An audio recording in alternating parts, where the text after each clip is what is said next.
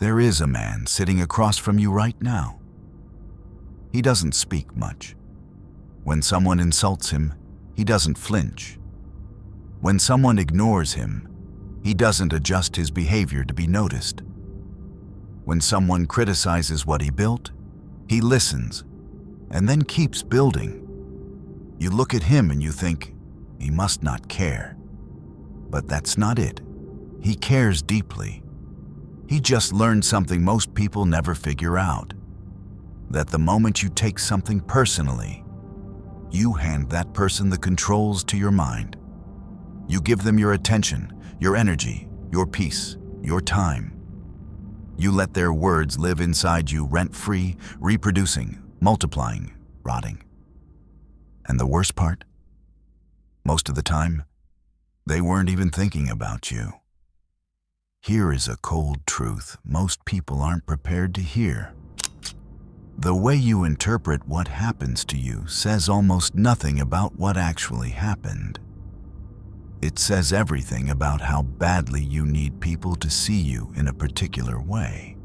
Every time you feel personally attacked by a comment, a cold response, a missed invitation, or a critical word, what you're really feeling is the fear that those things might be true.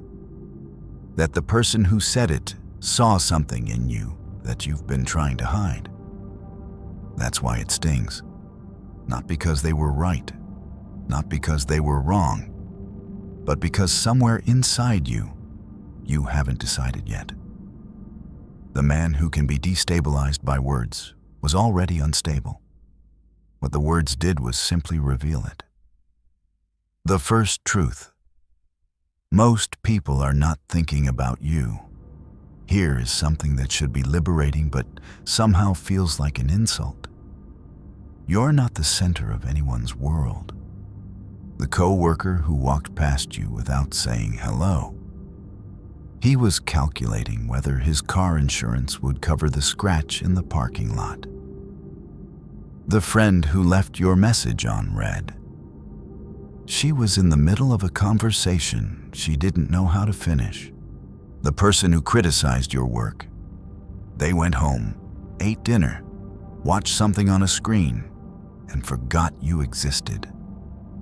But you spent 4 hours replaying their words. You reconstructed their tone.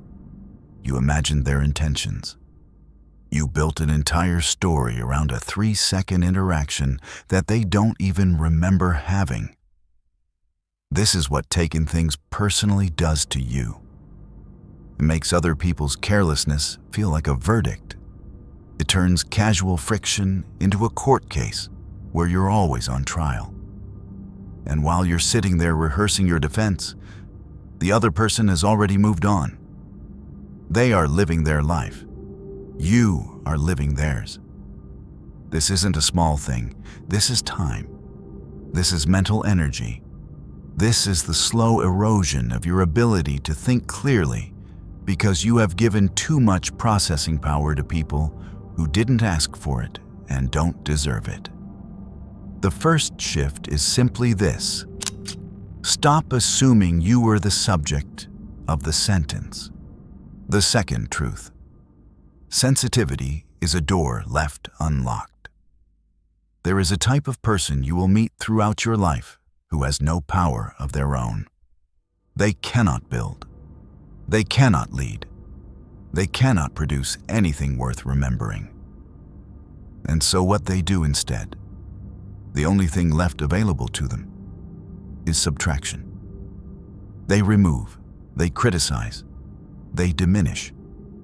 They poke at the things other people have built and call it having standards. These people need a reaction from you. Not because they want to connect, not because they care, but because your reaction is the only confirmation they have that they matter. The moment you flinch, they feel power. The moment you explain yourself, they feel control. The moment you go quiet and withdraw, they have won something they could never have earned through creation. Understand this clearly. Your sensitivity is not a wound. It is a door, and some people spend their entire lives looking for unlocked doors. Most people respond to provocation by either attacking or collapsing. They either explode, which gives the other person the satisfaction of having caused an earthquake, or they shrink, which gives the other person the satisfaction of having caused a surrender. Neither response serves you. Both responses serve them. The third option is the one they cannot prepare for. Stillness, not forced, not performed. Genuine stillness that comes from a person who has already decided that their internal stability is more important than the other person's need for a reaction. When you don't react, you don't just protect yourself. You take away the only tool they had, and an empty hand is no threat at all. The third truth: criticism is data, not judgment. There is a version of you that already knows this. When someone tells you that your work needs improvement, there are two things that can happen inside your mind. The first is the emotional response, the flush of heat, the contraction, the immediate scan for a reason the criticism is wrong. This is biology. This is not weakness. This is a nervous system doing what nervous systems do. But then, a fraction of a second later, there is a choice. You can feed the emotional response. You can invest in it. You can build it a home inside you and let it grow into resentment, defensiveness, obsessive counter-arguments rehearsed in the shower at midnight. Or you can treat the criticism as a data point, not a verdict, not a character assassination, just information. Ask yourself one question: is this true? Not, is this kind? Not, did they have the right to say it? Not, did they say it in the right way? Just, is there anything here that is actually accurate? If the answer is yes, you have just received free information that could improve you. Extract the useful part and discard the rest. The person who gave it to you, their tone, their motivation, their right to have said it, all of that is irrelevant. What matters is the information. Take it, use it. If the answer is no, then you have been given a window into who that person is and what they carry. File it and move. The person who can do this, who can hold criticism without being burned by it, who can extract from it what is useful without swallowing what is not, that person is almost impossible to manipulate. Because the entire architecture of manipulation requires that you take things personally. It requires that you are reactive, that your emotions are predictable, that your need to be seen correctly is stronger than your judgment. Remove that architecture. Become someone who receives information and processes it calmly. The people who used to be able to move you will suddenly find that there is nothing to push against. The fourth truth: your identity should not be that fragile. Ask yourself something uncomfortable. Why does it hurt when someone questions what you've built? Why does it feel like an attack on who you are? Because somewhere along the way, you made a quiet, unconscious decision. You decided that your worth as a person was tied to the outcomes of your work, the opinions of specific people, the success or failure of specific things. You outsourced your sense of self to external measurements that you cannot control. And because you cannot control them, every fluctuation in those measurements feels like a threat to your existence. This is the architecture of fragility, and it is not your fault. You were taught to build it. You were taught that approval meant safety, that criticism meant danger, that being seen positively by the right people was the goal, and being questioned by anyone was a thing to be feared and defended against. But a person whose identity can be damaged by a comment doesn't have an identity.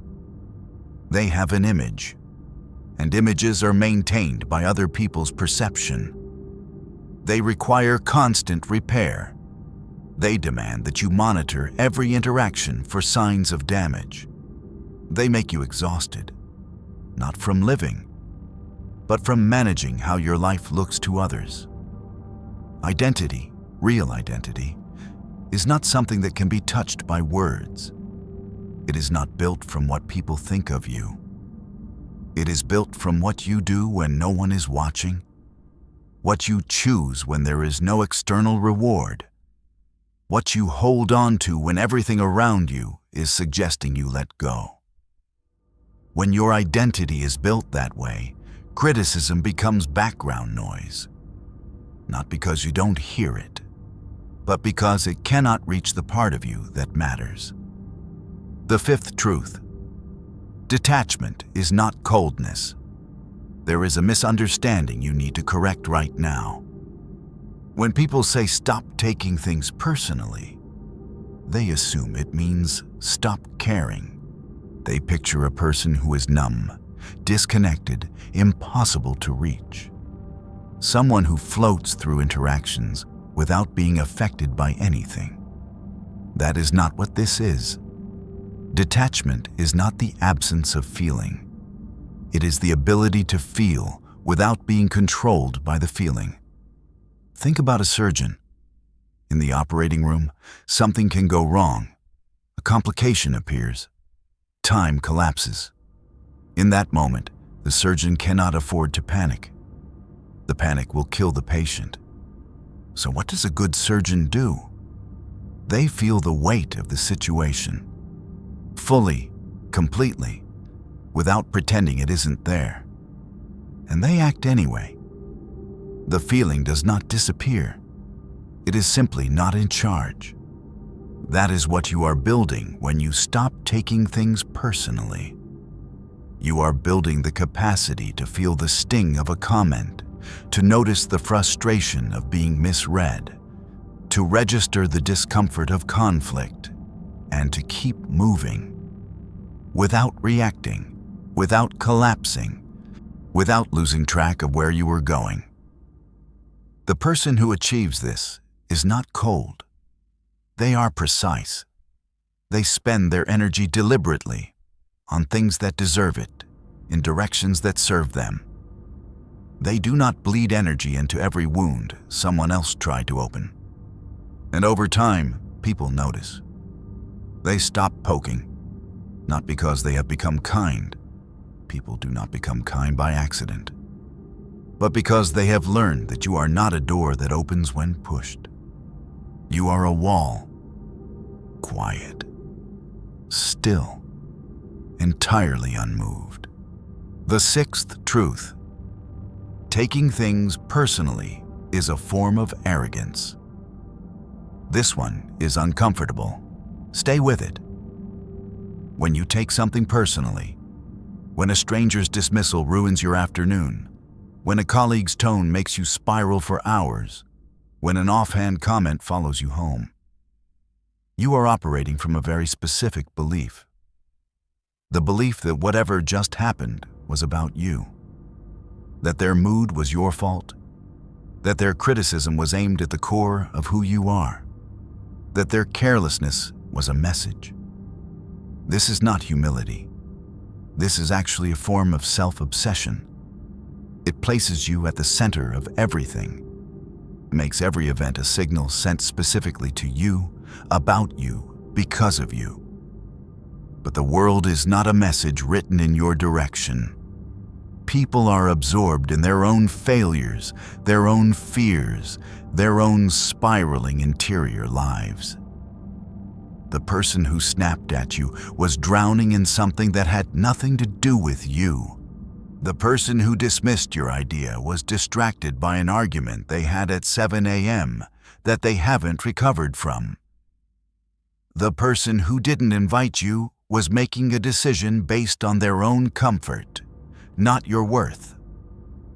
When you stop taking things personally, you do not just protect yourself. You become more accurate. You start reading situations clearly, without the distortion of your own ego mapping itself onto every interaction. And clear reading is an advantage. It means you respond to what is actually happening rather than to what you feared was happening. That clarity is the beginning of real power. The seventh truth: most reactions are about the reactor. Watch people carefully enough, and a pattern emerges. The person who criticizes your confidence is someone who has been punished for showing theirs. The person who undermines your work is someone who stopped believing their own work was worth doing. The person who needs you to be wrong is someone who cannot survive the idea that you might be right, because it would make their choices harder to live with. This is not a reason to feel superior to them. It is a reason to stop letting them have access to your interior. When you understand that most attacks are autobiographies, that people criticize in others what they fear in themselves, that people resist in you what they have surrendered in themselves, you stop receiving their words as judgments. You start reading them as confessions. And you cannot take a confession personally. The man at the beginning of this, the one who didn't flinch, who kept building, who moved through criticism the way water moves through a hand. He didn't arrive there by accident. He arrived there by making a decision that most people are too afraid to make. He decided that his peace was not for sale, not for approval, not for inclusion, not for the temporary comfort of being understood by someone who was never going to understand him anyway. And once he made that decision, really made it, not as a thought, but as a practice, not as an idea, but as an architecture, something changed in how the world related to him. People stopped testing him, not because he demanded it, not because he announced it, but because there was nothing to test. No exposed nerve, no accessible wound, no reaction waiting behind the door. The people who once moved him through criticism, through dismissal, through deliberate provocation, they moved on, not to kindness, to easier targets. Because that is the truth no one tells you. When you stop reacting, the game ends. Not with a confrontation, not with a dramatic declaration. It ends quietly, the way a fire ends when you stop feeding it. They look for fuel. You offer nothing, and they move on. You have just learned how to stop being moved. But there is a deeper question underneath all of this, one that most people never reach. Why did you need their reaction in the first place? That question goes somewhere darker, and that is exactly where the next conversation begins.